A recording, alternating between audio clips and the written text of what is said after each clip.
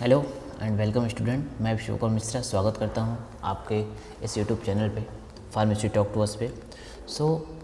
आज हम जिस टॉपिक पे डिस्कस करने जा रहे हैं वो टॉपिक हमारा फार्मास्यूटिकल केमिस्ट्री सेकेंड से रिलेटेड है और ये डिप्लोमा सेकेंड ईयर के स्टूडेंट के लिए इम्पोर्टेंट है और इसके अलावा और भी बैचलर के भी स्टूडेंट हैं जो कि इम्पोर्टेंट है। बट बेसिकली ये जो हमारा इस जो आज का टॉपिक है वो बेसिकली हमारे इंपॉर्टेंट होना है डिप्लोमा सेकेंड ईयर के एग्ज़ाम के लिए पर्पज़ से। तो एग्ज़ाम के पर्पज़ से अगर देखा जाए तो ये टॉपिक इम्पॉर्टेंट है, ठीक है, और एग्ज़ाम में हर साल इससे क्वेश्चंस आने ही आने हैं, ठीक है। तो आज का जो टॉपिक है उसका नाम है लोकल एनास्थेटिक। ओके, तो इसमें हम डिस्कस करेंगे कि लोकल एनास्थेटिक की डिफिनीशन क्या है, क्या होता है, किस टाइम इसको डिस्कवर किया गया था, कैसे इसका जो प्रोसेस हुआ, उसके बाद इसका मैकेनिज्म ऑफ एक्शन क्या है, क्लासिफिकेशन क्या है और इसका यूजेस कहाँ कहाँ हो रहे हैं, ठीक है। तो विदाउट वेस्टिंग ऑफ टाइम हम अपने इस लेक्चर को स्टार्ट करते हैं। सबसे पहले हम बात करेंगे कि लोकल एनास्थेटिक होता क्या है। तो लोकल एनास्थेटिक इसको अगर डिफिनीशन के देखा जाए कि this is a agent which we are applying on the locally on the body. Means पहला वर्ड पहले सेंटेंस का क्या हुआ कि ये लोकल हैं क्योंकि हम इसको अपनी बॉडी पे as a locally you apply कर रहे हैं। लोकली मीन्स कि ये हमारी बॉडी के किसी पर्टिकुलर पार्ट पे इसको हम अप्लाई करते हैं, ठीक है, इसलिए इसको लोकली बोला जाता है। मतलब होल बॉडी पे ये अप्लाई नहीं होता, ये लोकली अप्लाई होता है। उसके बाद और एनास्थेटिक क्या होता है, एनास्थेटिक की डिफिनीशन क्या होती है कि anaesthetic is agent that is a block the sensation of pain inflammation. Okay, तो एनास्थेटिक की डिफिनीशन क्या होगी कि ये क्या करता है, ब्लॉक करता है सेंसेशन को। हमारी बॉडी में किसी भी तरह की पेन या फिर किसी तरह इन्फ्लेमेशन हो रहा है उस सेंसेशन को ब्लॉक कर रहा है, वो होता है वो होता है एनास्थेटिक। और लोकल मीन्स कि इसको हम अपनी बॉडी में लोकली अप्लाई कर रहे हैं। जैसे कि हमें पर्टिकुलर किसी प्लेस पे किसी तरह का कोई सर्जरी करनी हो या फिर किसी तरह कोई पेन हो रहा है तो हमें उस पेन का सेंसेशन को ख़त्म करने के लिए लोकली अप्लाई करते हैं। जैसे मान के लिए हमारा ये हैंड है, इस पर अगर किसी भी पार्ट पे हमें किसी तरह की कोई इन्फेक्शंस हैं या फिर कुछ हमें सर्जरी करनी हो तो थोड़ी जगह पे हम लगाते हैं और उसके बाद वो सर्जरी उसकी की जाती है, तो वो लोकली इफेक्टिव होता है, इसलिए इसको लोकल बोलते हैं। इसके अपोजिट अगर जो जनरल एनास्थेटिक होता है उस पर हम ज़्यादा डिटेल में डिस्कस नहीं करेंगे, बट जो जनरल एनास्थेटिक होता है वो हमारे अगर पूरे बॉडी पे को हमें एनास्थेटाइज करना हो तो हम उसको अप्लाई करते हैं पूरी बॉडी के लिए जनरल एनास्थेटिक, और किसी लोकल पार्ट के लिए हम लोकल एनास्थेटिक। तो ये चीज़ें हमें लगता है आपको क्लियर होनी जानी चाहिए कि लोकल मीन्स लोकली किसी पार्ट पे, हाथ पे हो गया, पैर पे हो गया, चेस्ट पे हो गया, फेस पे हो गया, ऐसे किसी लोकल पार्ट पे अगर हमें एनास्थेटिक करने की ज़रूरत है तो हम लोकल एनास्थेटिक यूज़ करेंगे। और एनास्थेटिक को हम ऐसे याद करेंगे कि एनास्थेटिक क्या होता है, ऐसे एजेंट होता है जो कि पेन के सेंसेशन को हमारे ब्लॉक करते हैं। तो अगर हम आज के पर्पज से इसको देखें कि what is the definition of local anaesthetic, तो local anaesthetic is a agent that is inhibit the conduction of action potential in all afferent and efferent nerves।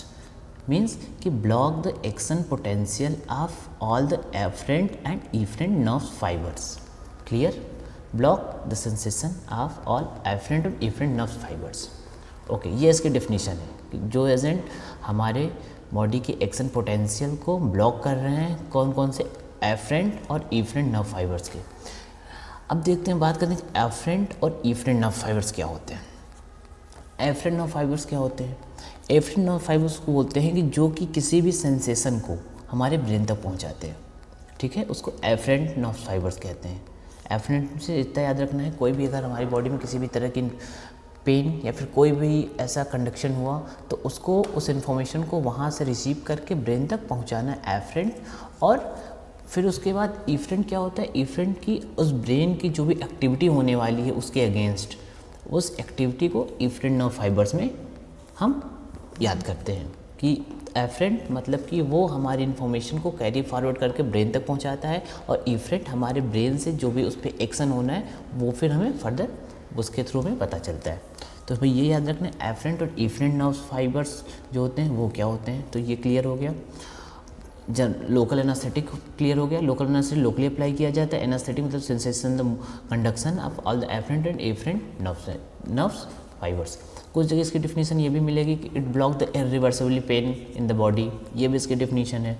Okay, अच्छा, अब ये चीज़ देखना है हमें कि जो पेन होता है हमारी बॉडी में वो अगर होता कैसे है कि किसी भी तरीके से अगर हम मान के चलिए अगर एग्जांपल के तौर पे देखा जाए तो हमारे शरीर में कहीं भी कोई घाव हुआ हो, किसी भी कोई सर्जरी की ज़रूरत है, तो डॉक्टर उसको क्या सर्जरी से पहले उसको क्या करता है कि उसको एनेस्थाइज करता है, ठीक है, जिससे वो जब डॉक्टर उस चीज़ को सर्जरी करे तो उस पर किसी भी तरीके के पेशेंट को किसी तरीके का पेन ना हो। तो ये ठीक हमारा उसी तरीके का होता है कि अगर हमें लोकली बॉडी में किसी तरह के इन्फेक्शन हैं, वहाँ पे हमें डॉक्टर को सर्जरी की ज़रूरत है, तो वो लोकल एनेस्थाइज वहाँ पे अप्लाई करता है और ईज़िली वो सर्जरी करता है, और फिर उसके बाद वो वापस फिर से हम रिकवर हो जाते हैं। मतलब इसमें देखा जाए तो इसका एक एडवांटेज की बात करें तो ये हमारा बहुत शॉर्ट पीरियड टाइम के लिए होता है। इसका जो भी इफ़ेक्ट आने वाला है बॉडी पे बहुत शॉर्ट पीरियड टाइम पे आने वाला है, और इसका फर्दर हमारी बॉडी पे किसी तरीके कोई नुकसान नहीं होता, किसी तरह कोई हरासमेंट नहीं होता, ना इससे कोई सेल्स डैमेज होती है, ना ऐसा कुछ नहीं होता। ये चीज़ें हर एक चीज़ें बिल्कुल वेल मेंटेन रहती है, कोई ज़्यादा हमारे ऊपर इसका अफेक्ट नहीं आने वाला होता है। ओके, दूसरी चीज़ अब इसमें हम बात करेंगे, ठीक है, ये पहला जो होता है कि ये एक तरह के लाइपोफिलिक ग्रुप के होते हैं, लाइपोफिलिक ग्रुप के होते हैं, ठीक है।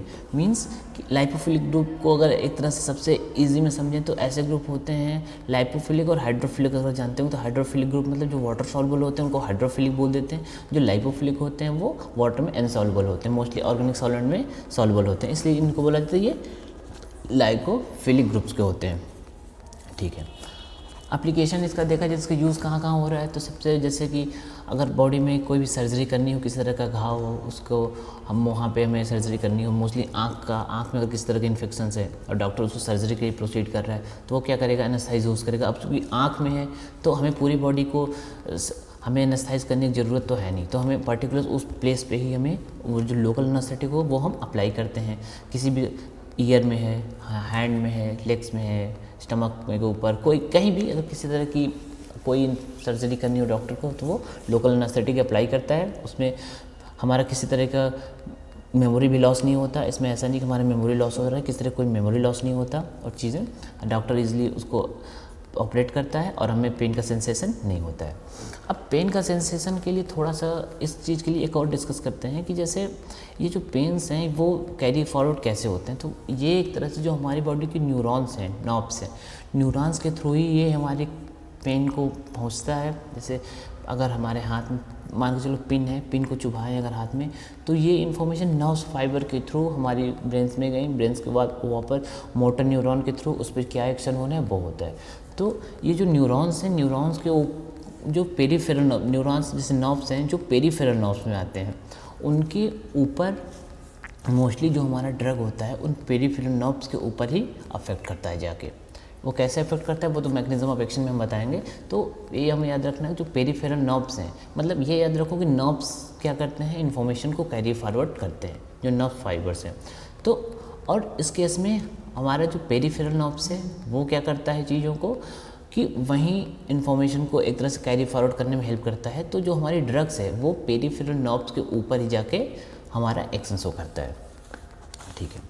अच्छा, क्लासिफिकेशन की बात देख लिया जाए तो मोस्टली इसमें क्लासिफिकेशन में एक बार मैं हर एक वीडियो में एक ही चीज़ डिस्कस करता रहता हूँ जब भी क्लासिफिकेशन की बात करता हूँ, तो कि उसका क्लासिफिकेशन अलग अलग बुक में अलग अलग आपको मिल जाएगा। तो बिल्कुल उसमें ऐसा कोई वो नहीं है कि कहीं सही कहा है गलत है, ऐसा कोई इशू नहीं है।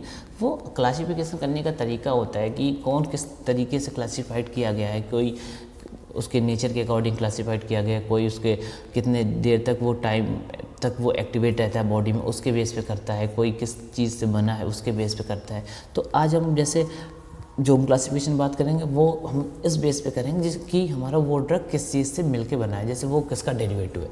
तो इसका जो पहला है बेंजोइक एसिड डेरिवेटिव, दूसरा है अमीनो बेंजोइक एसिड, तीसरा एनिलीन डेरिवेटिव और चौथा मिसलेनियस। तो पहला क्या याद रखना है, बेंजोइक एसिड, दूसरा अमीनो बेंजोइक एसिड, तीसरा एनिलीन और चौथा मिसलेनियस।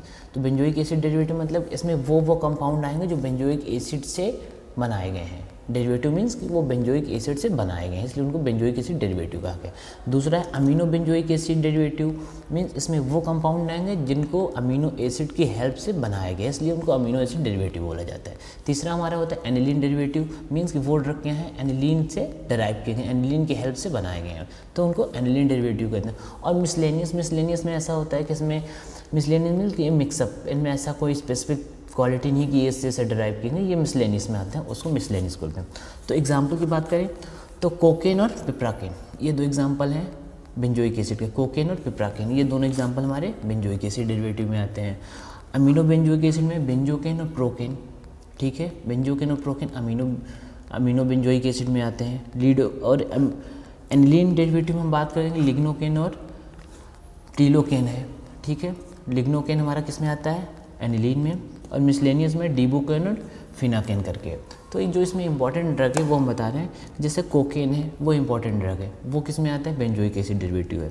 दूसरा हमारा बेंजोकेन और प्रोकेन दोनों इंपॉर्टेंट ड्रग है, वो किस में आता है, अमीनो बेंजोइक एसिड में।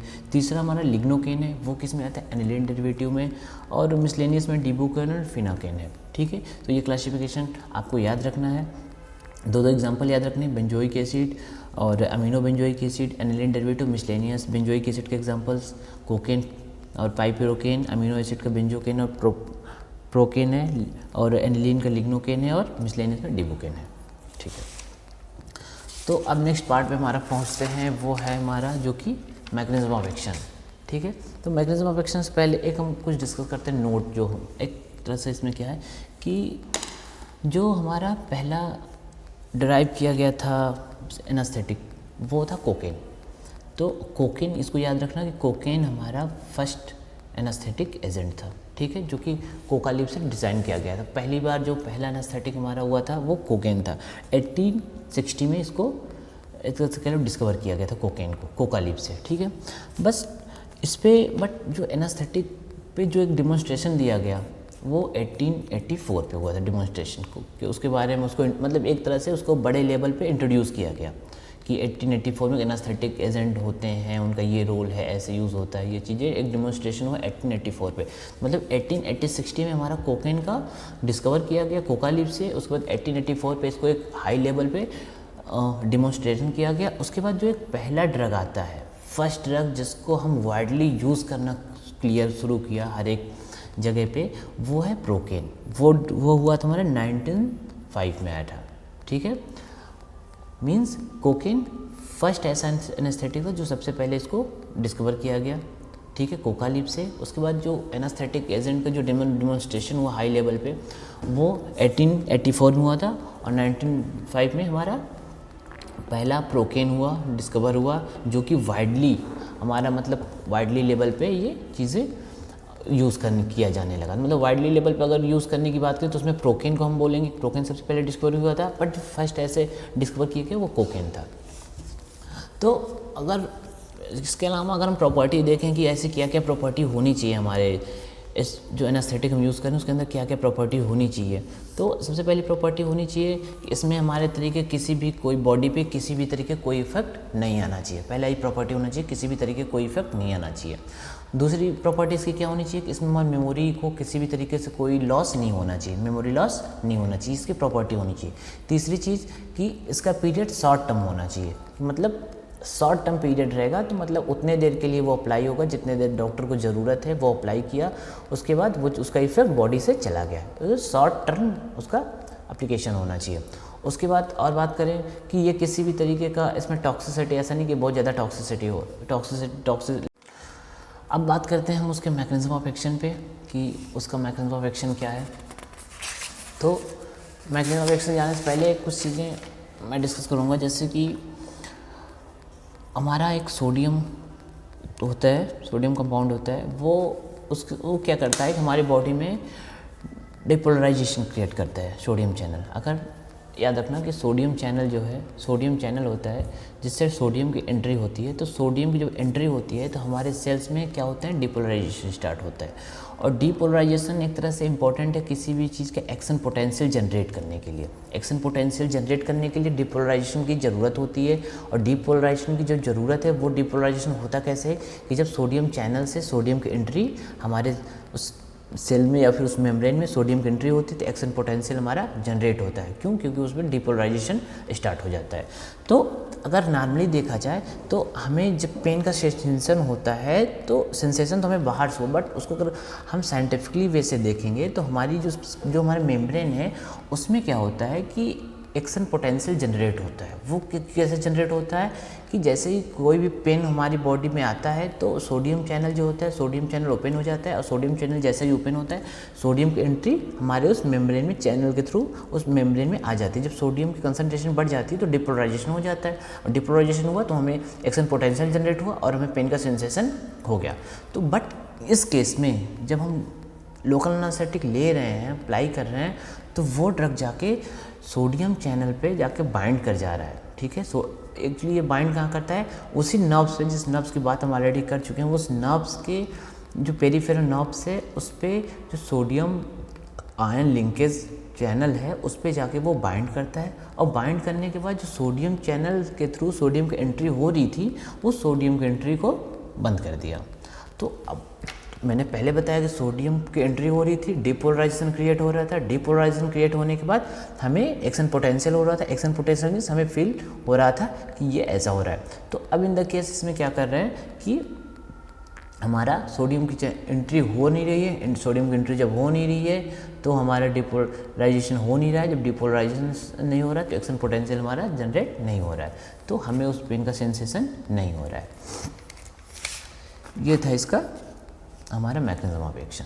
तो आई होप आपको वीडियो ज़रूर समझ में आया होगा, और इससे रिलेटेड अगर आपको कोई क्वेरी होगी तो आप हमें कमेंट बॉक्स में करके कमेंट पूछिएगा ज़रूर। मैं आपको बेसिकली और भी चीज़ें डिटेल में वहाँ पे भी बता सकता हूँ। और लास्ट में यही रिक्वेस्ट करता हूँ कि आप इस चीज़ों को, ये जो वीडियोज़ हैं, इसको ज़्यादा से ज़्यादा दोस्तों के पास अपने फॉरवर्ड करो, जिससे हम ज़्यादा से ज़्यादा स्टूडेंट के पास जल्दी से जल्दी पहुँच सकें और वो स्टूडेंट इसको यूटिलाइज़ कर सके, ये हमारे वीडियोज़ लेक्चर को यूटिलाइज़ कर सकें। ओके, थैंक यू, मिलते हैं जल्दी नेक्स्ट लेक्चर में।